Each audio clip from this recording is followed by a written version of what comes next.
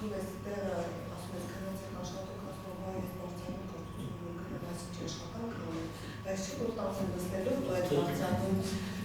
կրնությունով տանիք չի սպանում։ Վերջո այսօր մենք շատ երիտասարդ պետություն ենք, որը ես իստեղ շատ ցավում է, երբ որ մարդիկ սկսում են համեմատել մեր պետությունը Ռուսաստանի հետ, երբ որ այլ հետ Ամերիկայի հետ, շատ սիրտս ցավում է, վերջո մենք շատ մեր դժվարություններ ունենք, բայց նաև մենք շատ երիտասարդ ենք 24 տարեկան պետությունը շատ հաղթահարելիքներ ունի եւ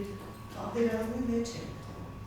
Պատերազմի մեջ հեղափոխություն տարած, պատերազմը ապրած երկիր, պարզ չէ այսքան հիվանդություն է, սոցիալապես անապահով ընտանիքներ ու արդեն խնդիր է, որ հոգեբանորեն մարդիկ ճշտում են, արդեն առողջական վիճակներ են խաթարում օրգանիզմի չէ, ամեն ինչը հոգեբանորեն ազդում է նաև օրգանիզմի մտածողականացության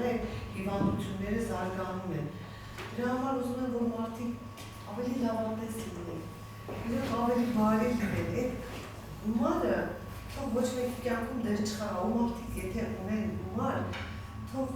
միշտ ձեռք մեկնեն այն մարդկանց, ովքեր դրա կարիքը ունեն, որովհետև նրանք մեր կողքին իրոք շատ են, որ մեկը ներվում է, չէ, ասում գիտեք, որ արդեն մեկն երկու ձեռք ես միշտ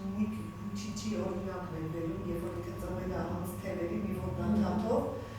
եւ ինքը չի ընկճվում։ Ինքը ապրում է, ինքը աշխատում է եւ դեռ օգնում է ուրիշներին, իսկ փառք Աստծո, եթե մենք ունենք երկու ձեռք կանգնած ենք մեր ոտքերի վրա,